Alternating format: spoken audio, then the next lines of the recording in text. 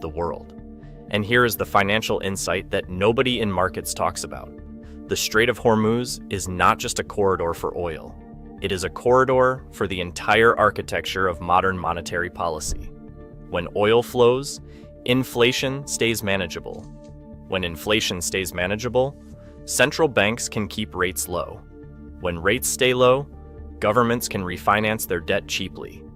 When debt gets refinanced, the system continues.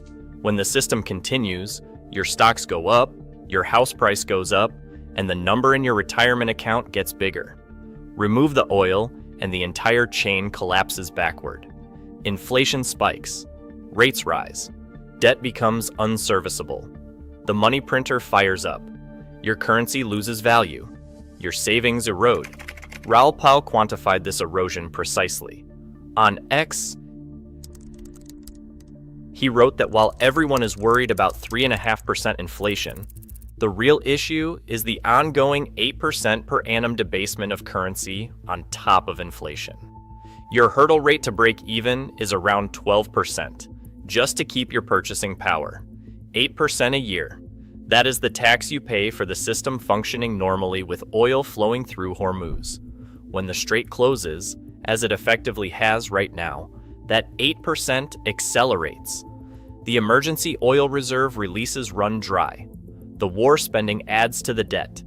The money printing required to manage that debt increases the debasement. And the 12% hurdle rate that Pal identified becomes 15, 18, maybe 20%. At that rate, almost no traditional asset keeps up.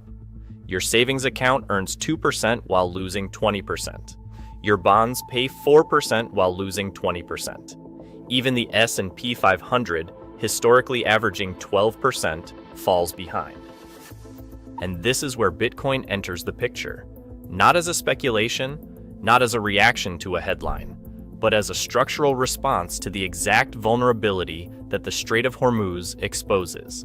Bitcoin has 21 million coins, fixed, immovable.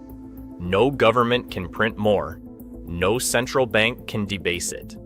No war, no blockade, no geopolitical crisis can change the supply schedule coded into its protocol.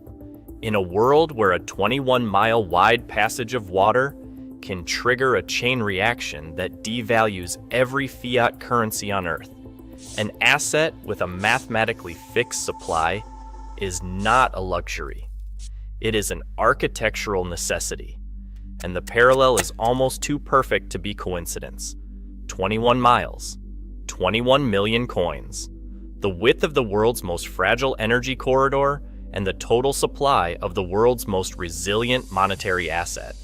One can be blocked, disrupted, and weaponized by any government with a navy. The other cannot be blocked, disrupted, or weaponized by anyone.